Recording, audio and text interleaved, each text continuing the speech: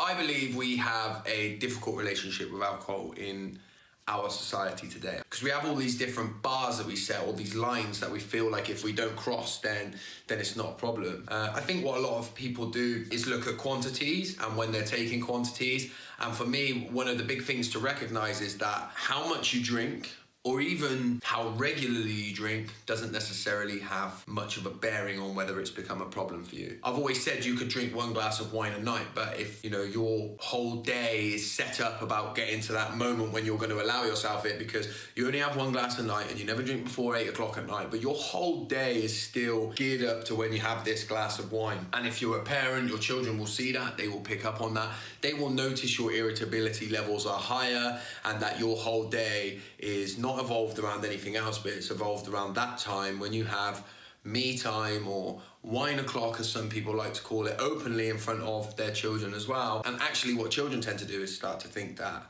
there's something wrong with them, because why can't they make you happy? Why is it you need this other thing to get yourself squared up and to be less irritable? And all of the people that do this are not bad people. They're not even ignorant people, naive people. I just feel like this is the trap that it's easy to get caught up in. So that is the first point. The first point is come away from quantity. Recognize that quantity is almost irrelevant. And that brings us on to the second point, which is start to look at the feelings and behaviors that you are creating around your alcohol consumption. Now, you might be somebody that only drinks on the weekend, but you turn into a completely different person when you do.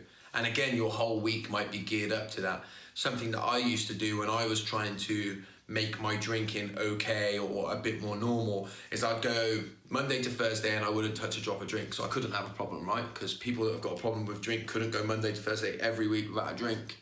But I was irritable, restless and discontent that whole time, Monday through Thursday, and my whole week was purely about getting through it, getting to the weekend so that I could have a drink and get that relief from the ways that I felt, and essentially run away. So even when I wasn't drinking, I was controlled by drinking.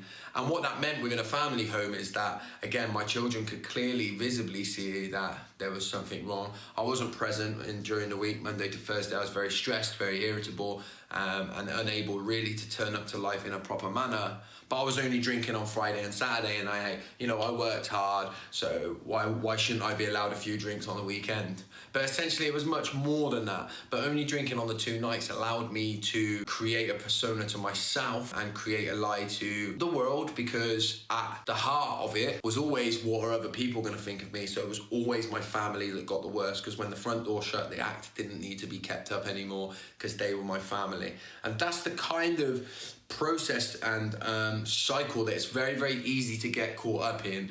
And like I say, when we have these markers that you don't have a drink in the morning, you still got a job, all these kind of things are there. They justify the ways that we're drinking, but they take us away from the reality. And the reality for me is that my life was controlled by alcohol, in spite of not reaching these bars or crossing these lines. And so the third thing to look at is look at the reasons why you're drinking. Some people will say, I just need a few drinks to loosen up when I'm at a party. And that's true, but what is it about being around so many people that makes you so frightened that you feel you need to have a drink to loosen up? Now, I'm not saying that nobody should be drinking to loosen up at a party. In fact, I think alcohol is a good way to do that, and I'm not denying that. But if it becomes a necessity and a need for you, then I feel like we should question that. And ultimately, you can give yourself freedom if you start to realize that you can turn up at a party and be good and be present and have fun without the need of something to alter your mind state. And looking at the feelings that we're escaping, so quite often some of us are we just have a few drinks when we're at home, at night, and nobody's being hurt, right? But